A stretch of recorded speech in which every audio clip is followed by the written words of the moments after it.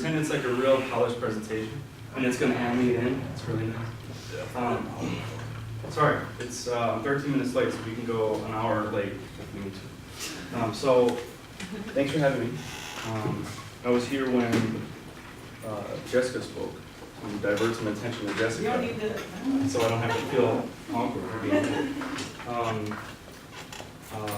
My name is Collura. I'm a freelance photographer.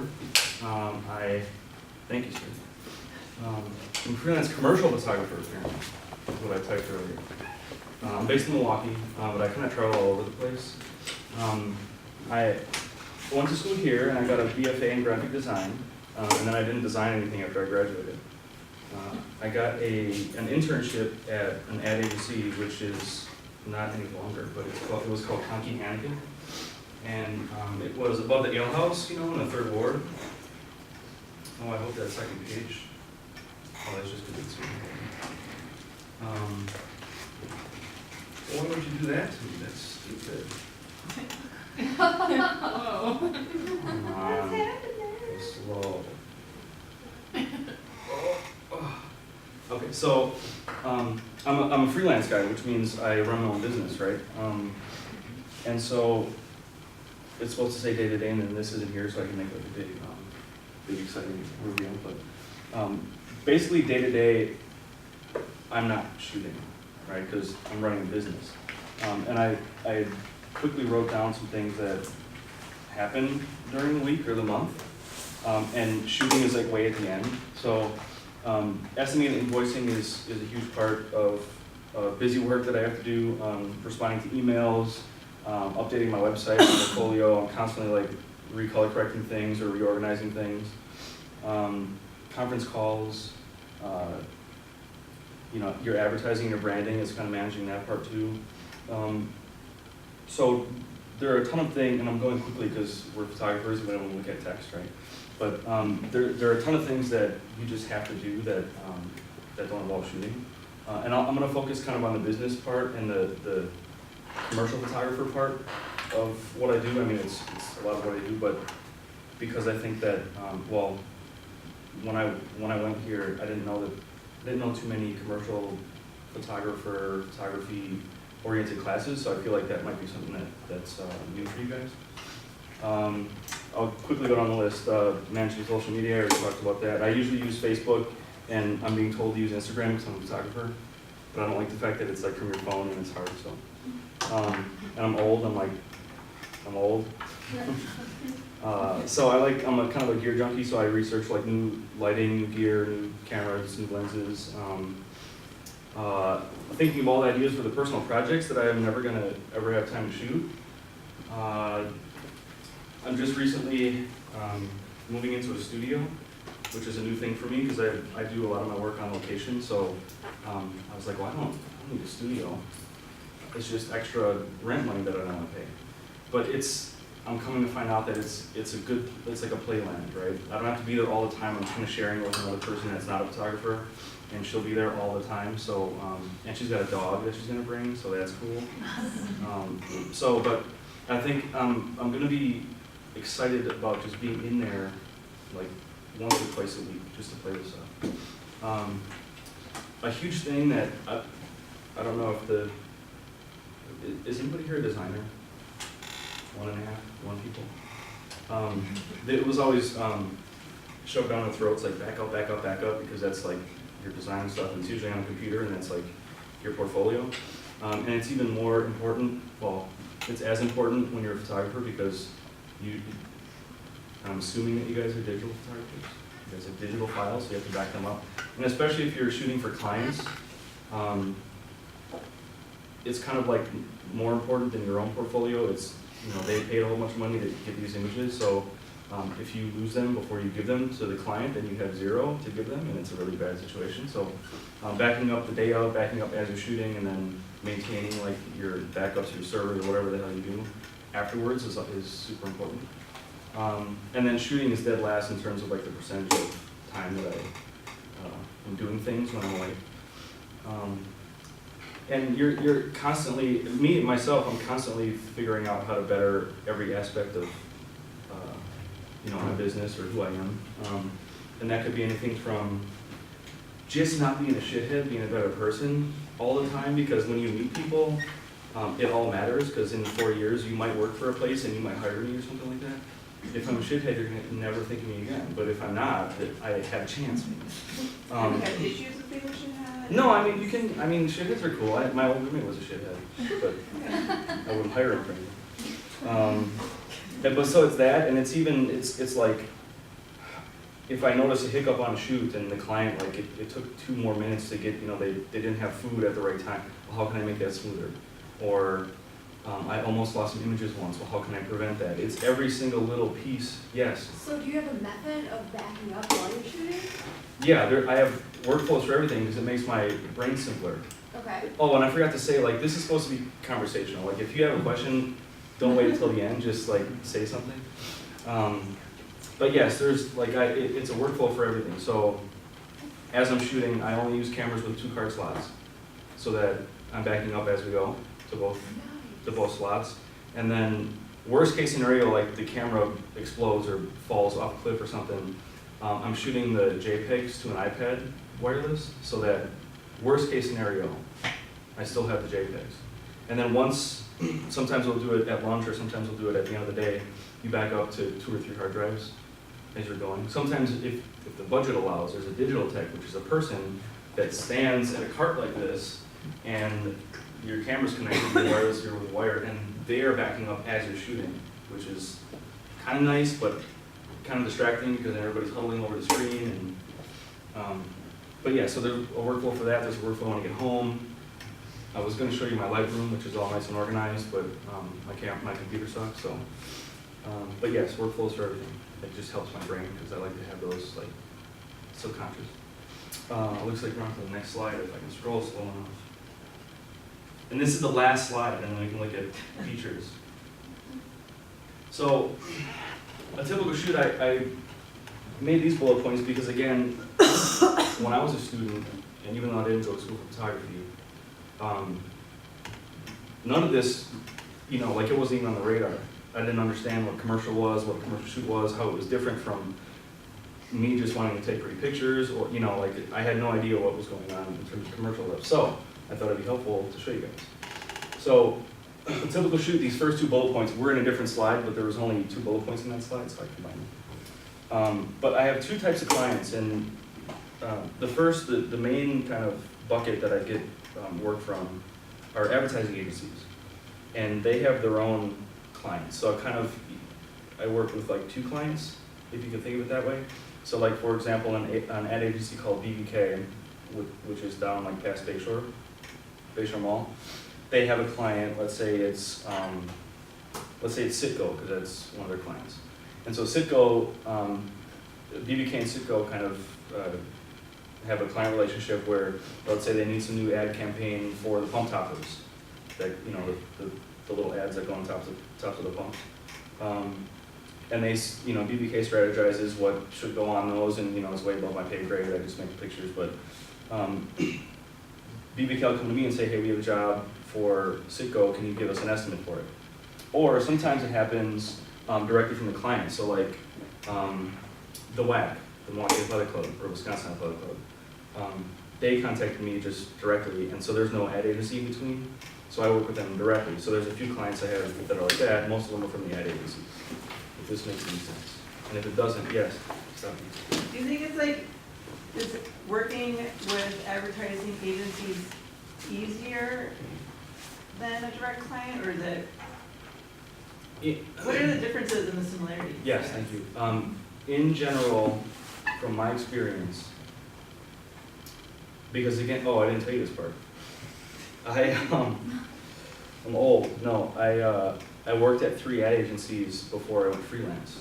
So I'm kind of used to the commercial part and the way it works, and I kind of know from the back end the way it works.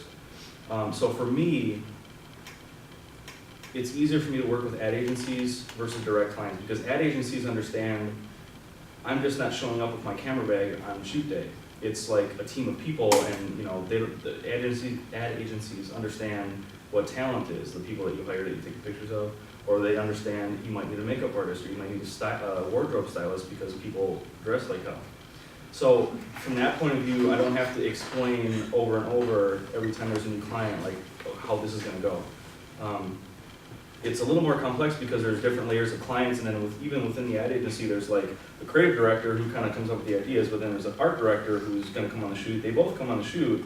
Creative, you know, you have to know like the hierarchy of the people and who the hell that producer is, and you know, and treat the client differently than the ad agency. It's, you know, there's different layers of kind of politicalness that goes along with that.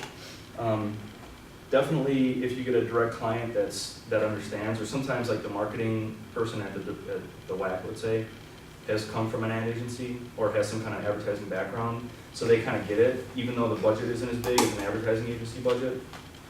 I'm confident with that person because, you know, they'll you just get the feeling through emails and stuff like, oh, we should throw a stylist on this, or just kind of the way they talk. I'm like, okay, well, this is gonna go fine. Sometimes they have no concept of like even like the schedule of the day, and so I'll ask like, when's lunch, and they'll be like, oh, okay, I guess we need to eat, huh? And she scheduled like a 16-hour day with no breaks in between, and like no move time in between, like we gotta go from this building to this building, and there's no move time. So there's pluses and minuses. I'm more comfortable with ad agency clients, just because It's more efficient. it is definitely more efficient. I feel like you could be as creative personally, or you feel like That all depends on the telling you job. what needs to happen. That depends on the job, because like sometimes direct clients, they just come to you, we need a shot of the doctor standing by the bed, and it's like, okay. At least an ad agency has a concept and like an overarching kind of theme, and usually the art directors and creative directors there are a little more visually competent than like, you know, Susan at the hospital kind of thing. So if they say something like, we need a doctor standing by the bed, can you choose like the angle and the lighting, or is it like super precise? Like it has to be, Well, you have they- the mood board and all that stuff. going along with the same kind of notion, like if the direct client will show you the most horrible stock photo that you've ever seen and say, oh, we just want this, but with our doctor, and you're like, oh, shoot me in the face. You do have a lot of creative freedom. You just have to start the conversation like, oh, this would be cool. Not really. This would be cool, but what about this lighting? What if we take them out of this room and put them somewhere else? Or, you know, you have more opportunity to work with a direct client because they know that they don't know. They're just like, we need to put this on a brochure tomorrow or whatever it is. Ad agencies are a little more strict because there's the concepts are, you know, decided by a team of people 3 months in advance, and there's no changing all that because something might look better, but it's not going to get shot like that because of the client's mom who doesn't like purple that was discussed in a meeting like 4 months ago that I didn't know about. So again, there's just a lot more layers to advertising agency stuff. Do you like having that much more direction that's already set beforehand? You know, like okay, let's say that the advertising company is more competent, or do you know what visually works, so are you okay with them taking so much more direction? That's a really good, there's a lot of layers to So that I question. totally understand, like, it's frustrating when you work with direct client because they don't understand, like, that lighting that you want is not gonna work. Mhm. But with the advertising agency, you know, like, they do understand that, but it doesn't allow a lot of creative room, like, they already, does that make This- sense? Yeah, this starts a question or a conversation about showing what you want to shoot and being in the right kind of ballpark creatively. So like if a client or an agency references some of my photos online and says, we love this stuff, can you do this? I'm like, awesome, because I show what I want to shoot. That's in my aesthetic. So that makes you feel good, it makes you feel fulfilled because you know exactly how to approach it. You don't have to beat a dead horse in terms of like, okay, we're gonna go in here and we're not gonna say the camera's exactly here. We're gonna set up a situation and I'm gonna kind of explore because that's how I like to work. You ever decline? It's hard. Yeah. Things if that's not what you would want to. Well, if it gets past like the estimate and all that stuff, I'm not gonna decline it. But if somebody comes to me and says like, we want to shoot, I mean like, I don't value their creative judgment, and it's just not something in my wheelhouse, or it's not gonna be portfolio worthy, or it's or it's super low budget or something. I have to like lose money on it. Yeah, you decline it. Sometimes there's money there and it's not gonna be a portfolio piece, but you know, it keeps you working, so you shoot it. and you do your best, but it's just not what you want to shoot, you don't want to show it because you don't want to shoot that again. Like weddings, I've never shot a wedding, I've shot several weddings, but I've never shot a wedding. But it's not on my website because I don't want to shoot weddings. Make sense? Yeah. Okay, I don't want to walk over. So this is an ideal shoot. The client contacts me via email or potential client via email or whatever it is, a phone call. And they have a description, a scope of work, meaning like, do we think it's gonna be a week-long shoot or a one-day shoot or whatever? Or we need 300 images, or we need like 4 really nice images that are all photoshopped together. They already have that in mind. They have a mood board, which is like, going back to one of your questions about, creative freedom. A lot of the times they'll give you a mood board, which is just a collage of images, and they could be images of flowers, but the color correction's right. Or it could be exactly what they want, or it could be a mix of all of it. So just by looking at it, you soak it in and you get an idea of, the look and feel and the style and the aesthetic of the job. Because that'll determine whether I even want to shoot it or not sometimes. Not that I like decline jobs left and right, but I was just curious if you accepted everything that came your way. Yeah. And then also they have a budget. Don't be afraid to ask for a budget, because sometimes they have this grandiose idea and they have like $400 to make it, and I have to hire 10 people at $500 a piece. Like, that's not going to work. So a budget is very important, and you can ask for it. A timeline, because if they have this grandiose idea and we're going to shoot at the Indy 500, we're going to do this, but the Indy 500 is in like 2 days, zero chance. So timeline's important. So the ideal thing is they give you all this information. You don't have to go back and forth asking. And then I make an estimate either by myself or with my producer. A producer is just a person that is very organized and knows, is very familiar with a shoot, but is more organized in their brain than I am.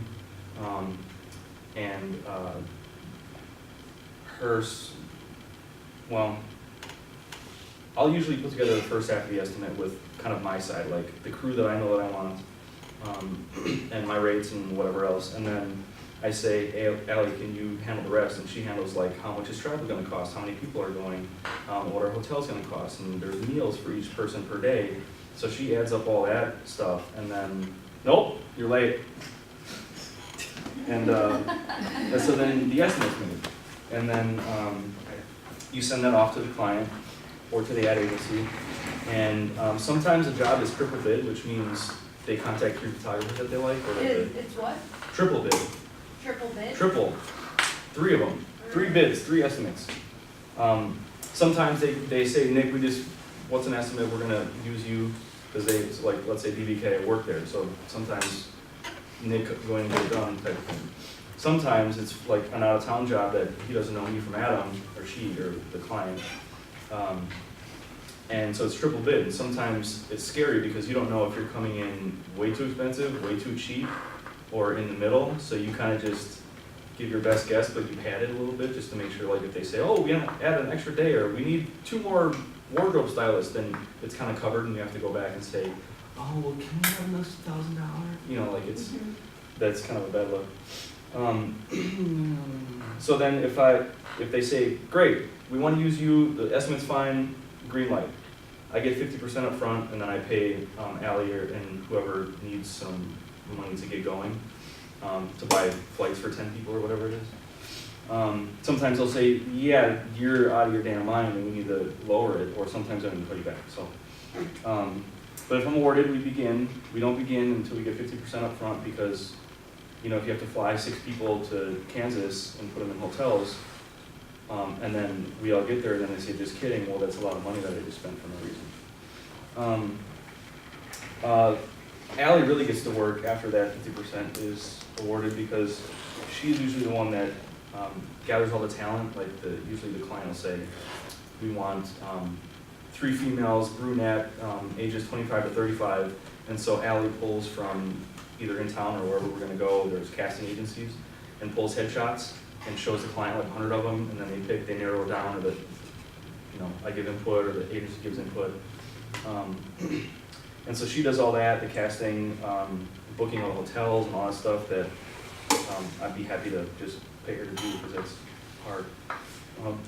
Excuse me. And then location scout, same as talent scout. So they want to shoot in a house with a a porch that has white wood and that has green trees behind it, this is like a real thing that you would get that, and it's west facing at this one angle and it, you know, like super specific.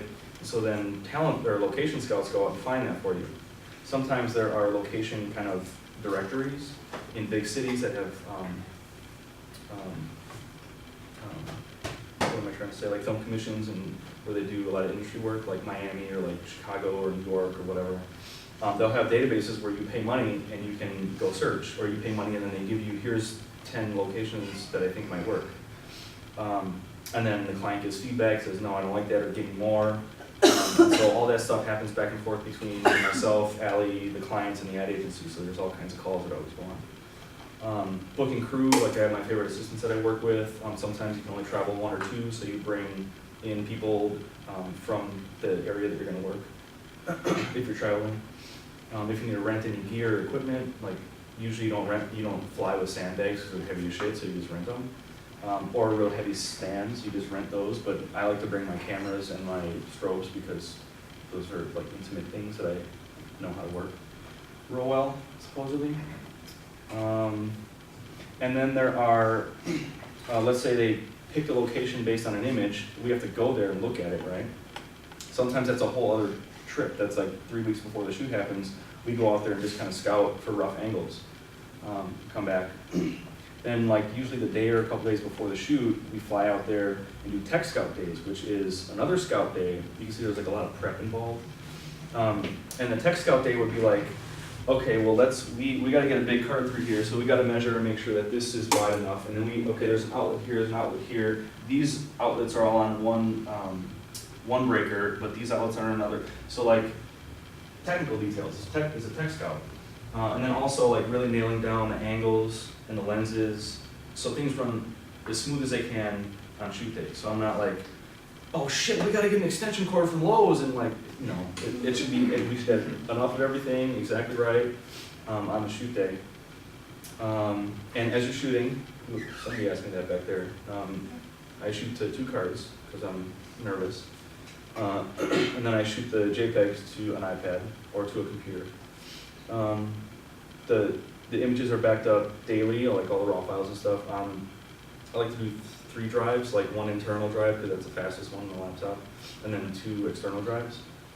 And I have like, one of the externals is a regular drive that spins, you know, and then the other one's like an SSD so it doesn't spin. So the goal is to have it on 3 separate kind of